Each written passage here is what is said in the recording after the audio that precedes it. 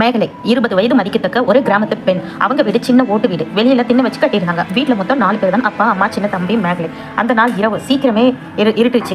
கதவெல்லாம் நல்லா சாத்திட்டாங்க. வீட்டுக்குள்ள ஒரே ஒரு விளக்கு மட்டும் மங்களா எரிஞ்சிட்டு இருந்தது. அப்பா கட்டில படுத்திட்டாரு. அம்மாவும் தம்பியும் மேகலையும் கீழே பாய் போட்டு படுத்திட்டாங்க. மேகலை மல்லாந்து கையை காலையும் நீட்டி நிம்மதியா படுத்திருந்தா. அப்போதான் திடீர்னு அவ மேல பயங்கரமான ஒரு வெயிட், யாரோ அவ மேல சாஸ்தாங்கரமா படுத்த மாதிரி, மூச்சு விடவே கஷ்டம், மார்புலாம் நசுங்குற மாதிரி யாரோ என் மேல படுத்திருக்காங்க என்று கத்த நினைச்சா. ஆனா வாய் திறக்க முடியல. கை கால் ஒரு இன்ச் கூட நகரவே இல்லை. பக்கத்துல அம்மாவும் அப்பாவும் பேசுற சத்தம் அவளுக்கு தெளிவா கேக்குது. ஆனா அவங்களுக்கு அவ சத்தம் கேட்கவே இல்லை. அம்மா அம்மா என் மேல யாரும் படுத்திருக்காங்க, என்னை காப்பாத்துமா உள்ளுக்குள்ள அலறினா. ஆனா அம்மா காதுல அந்த சத்தம் ஒரு துளி கூட விழல. அப்பாவை பார்த்து கூப்பிட்டா, அவருக்கும் கேட்கல. அப்போதான் அது மெதுவா தன் முகத்தை மேகலையின் முகத்துக்கு நேரா கொண்டு வந்தது.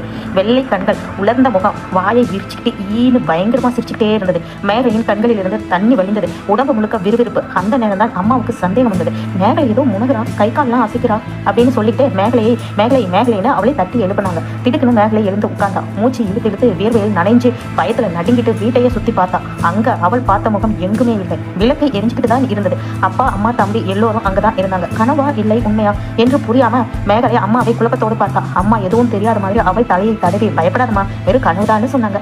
ஆனா மேகலைக்கு மட்டும் தெரியும் அது கனவு இல்லை. அவ மேல படுத்திருந்தது ஒரு பேய். இந்த கதை உங்களுக்கு பிடிச்சிருந்தா லைக் பண்ணுங்க, சப்ஸ்கிரைப் பண்ணுங்க, மறக்காம பெல் ஐக்கானையும் கிளிக் பண்ணுங்க. நன்றி ஃப்ரெண்ட்ஸ்.